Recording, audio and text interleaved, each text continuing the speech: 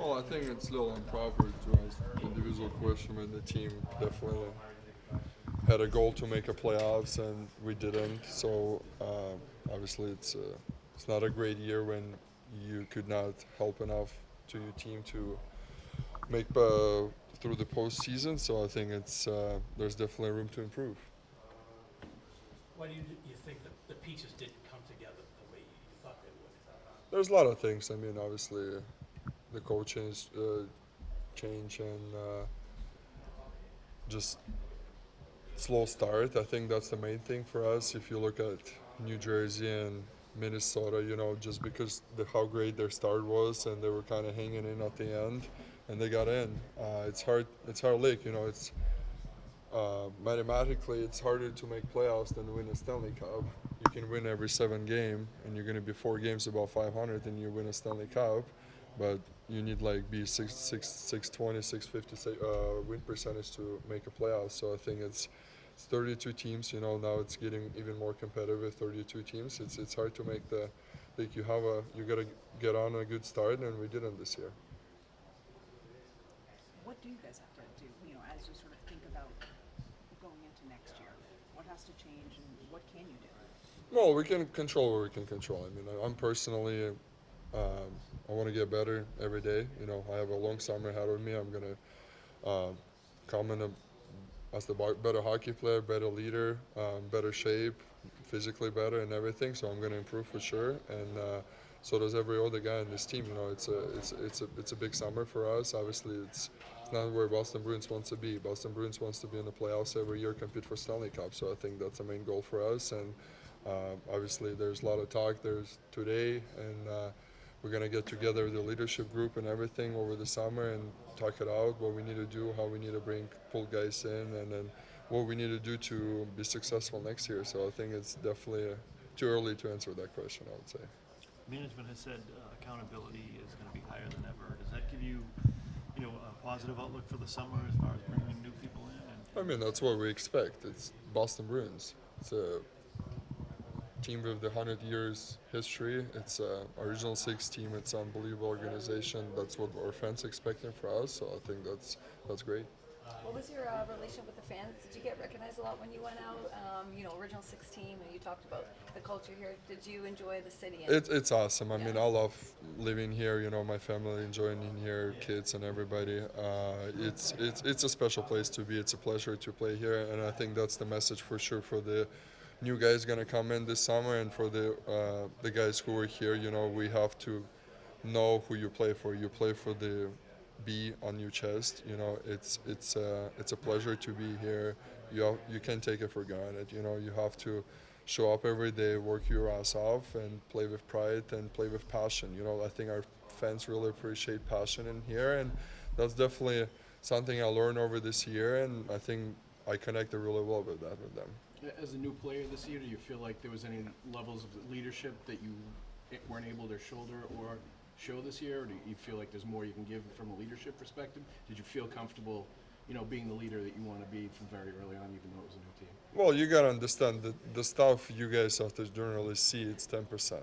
So there's a lot of behind closed doors. There's a lot of stay in the room leadership. Obviously, nobody wants to brag about that. Some people have it natural, some people don't, and I mean, I hope I was doing good, and I hope I was doing my part. Obviously, like I said, because we didn't make playoffs, so there's no. You can't sit at home and say I did everything I can.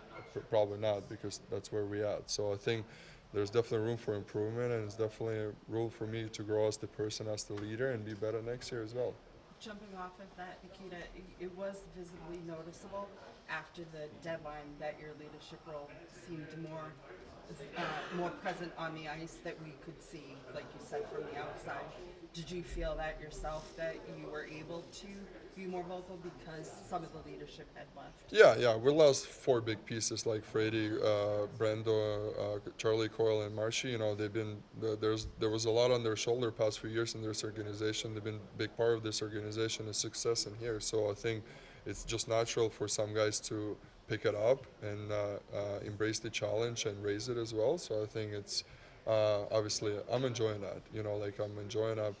I would love to go on the ice every time and play with passion and work hard and lead by example. So I think there's definitely some improvement, like I said. So, but it's just natural for sure.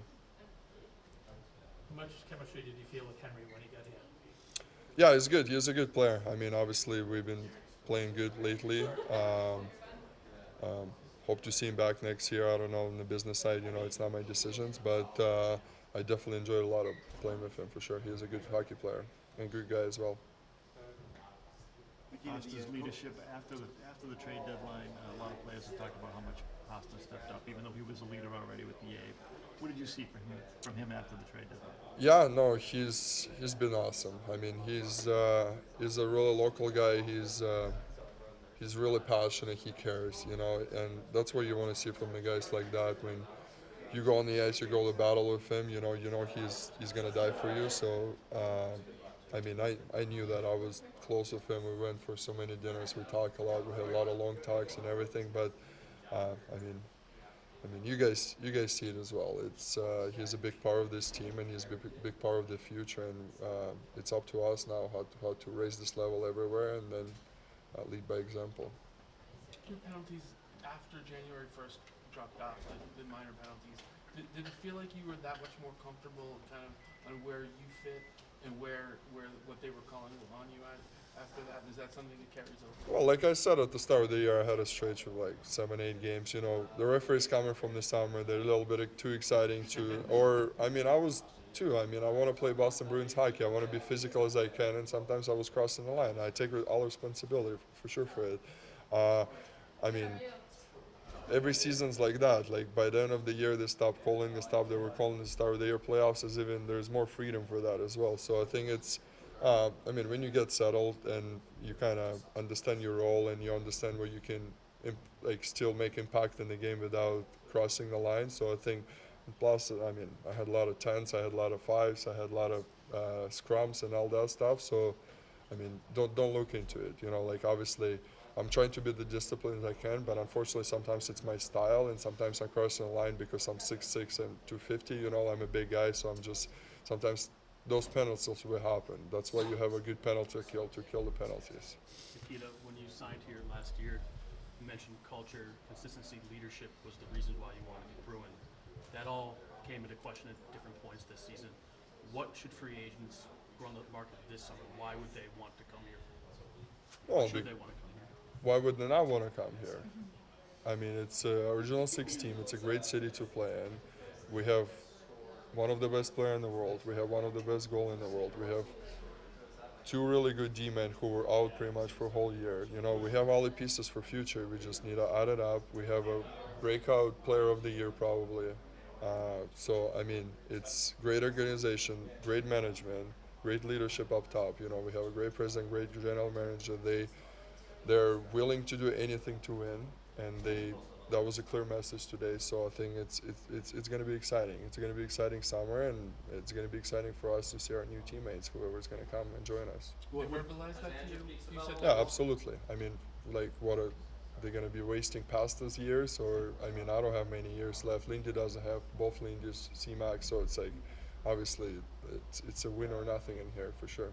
What does your off season look like? Do you stick around Boston? You go to Florida? I'll be here for a while. My kid's still in school, but then I'm going to go to Florida in the summer, yeah.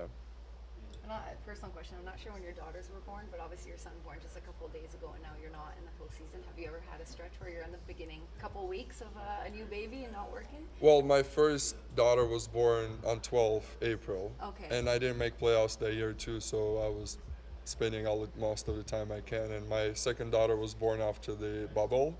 So pretty much off season. So it's 3 kids, 3 off seasons. Yeah. So I mean, my hand's You're gonna be pro. full at home. Yeah. Okay. Nikita, you mentioned the leadership, and you played with Elias before. He's very hard on himself, for not having the year that he wanted. You mentioned coming together as a leadership group. What's the message to a player like that when you know how good he can be? Well, he's a leader, definitely, and you can see past 7-8 games. And to put him with Pasta, like he's been playing. That's where we expect him.